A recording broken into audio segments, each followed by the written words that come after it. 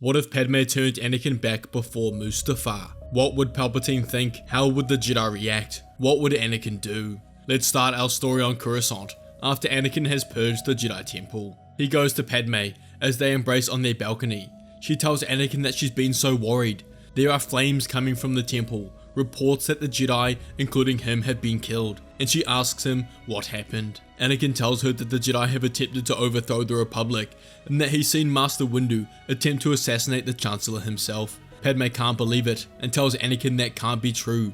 There must be an explanation, but Anakin tells her all the Jedi are traitors, and must pay for it. But Padme shakes her head, and tells Anakin that cannot be the answer.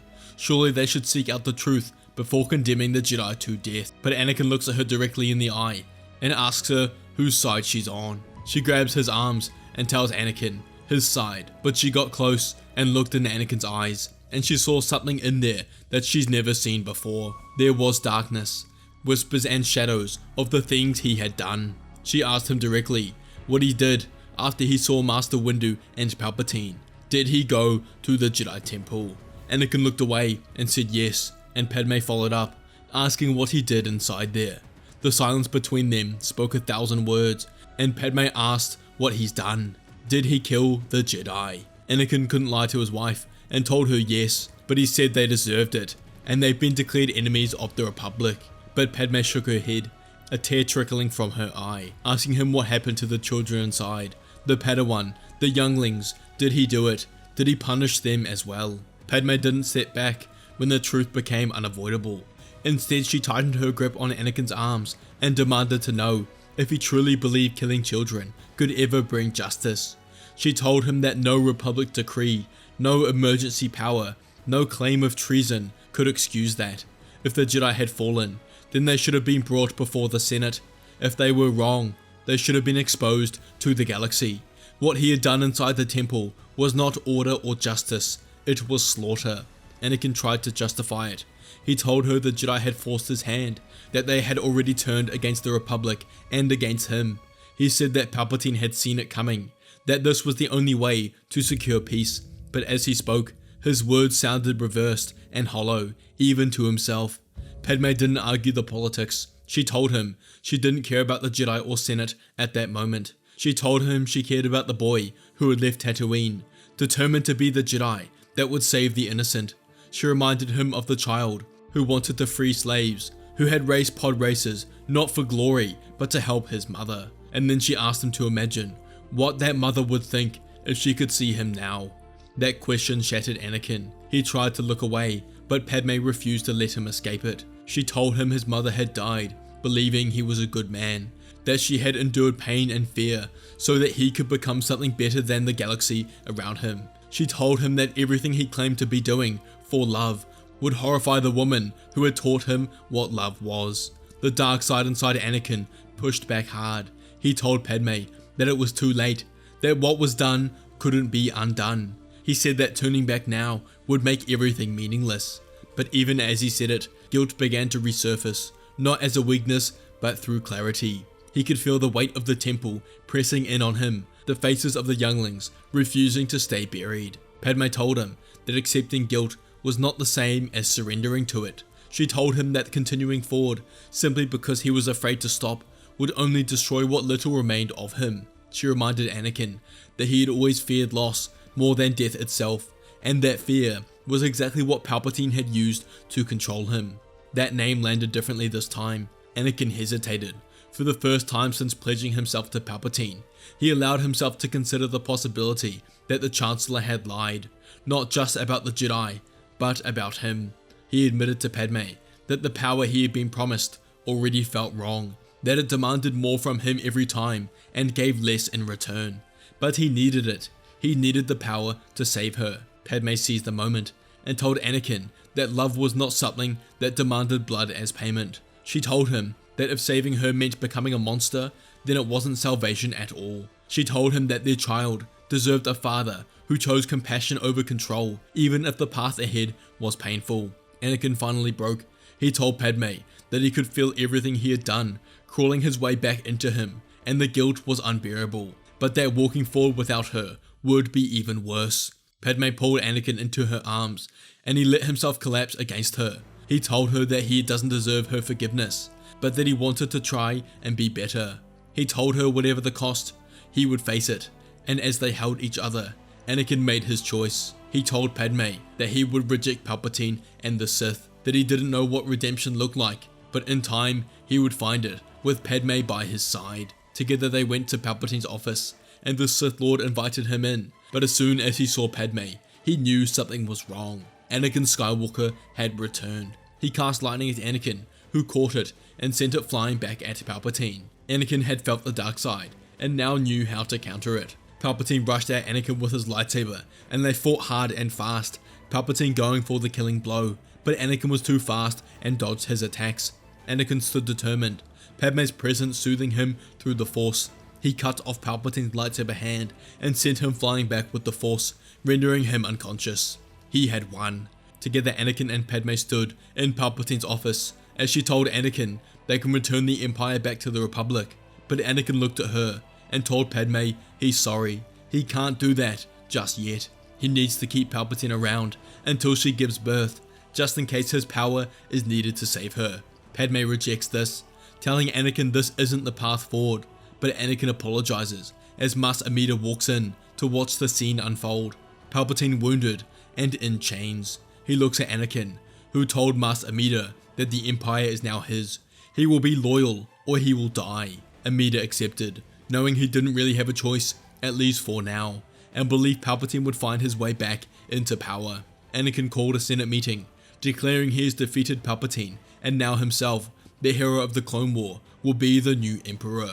This wasn't accepted strongly in the Senate, but Anakin now had control over the clone army, and the senators didn't really have a choice but to accept. He locked Coruscant down, no one in, no one out, as Padme continued trying to plead with Anakin to give up the Empire and Palpatine, that they didn't need him.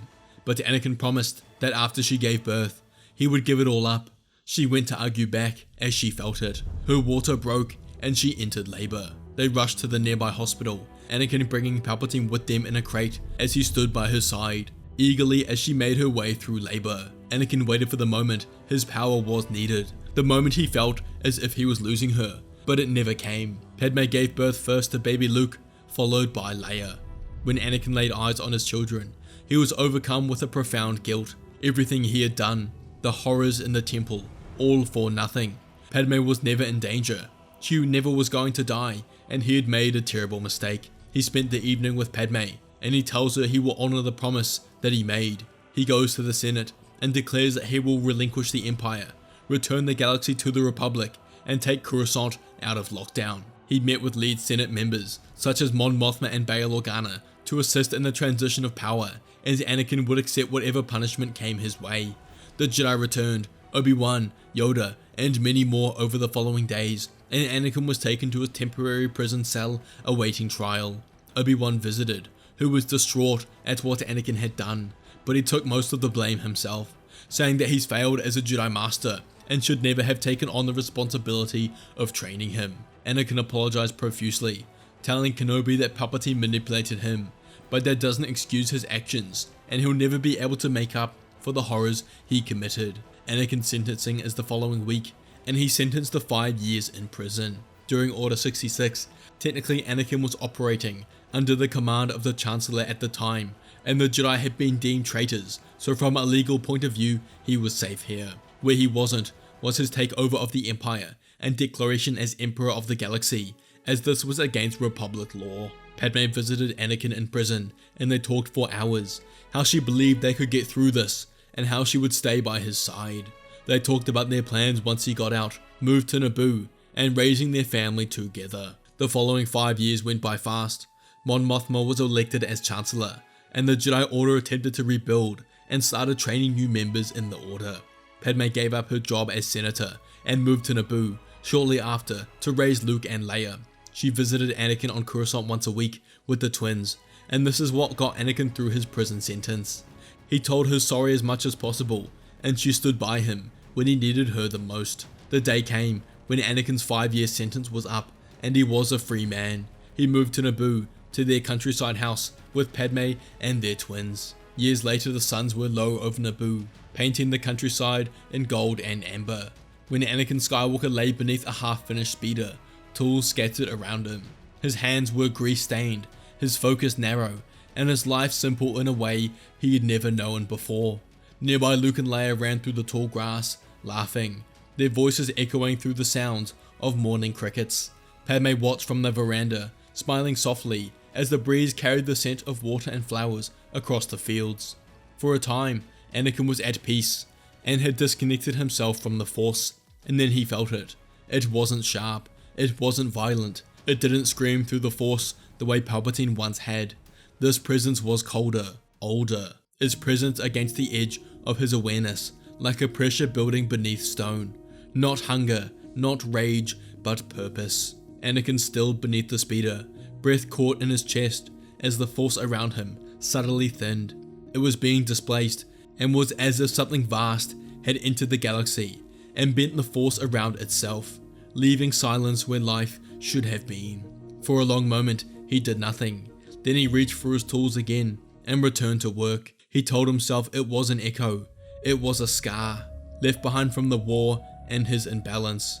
He had learned the cost of chasing every tremor in the Force, and he chose his children instead. Days passed, then weeks, and the feeling never left. It lingered at the edge of his senses, growing not louder but heavier. Reports filed through the holonet of unexplained disappearances along the Outer Rim, remote Republic outposts going dark, Jedi patrols sent to investigate, never returning. No wreckage, no signs of battle, just absence.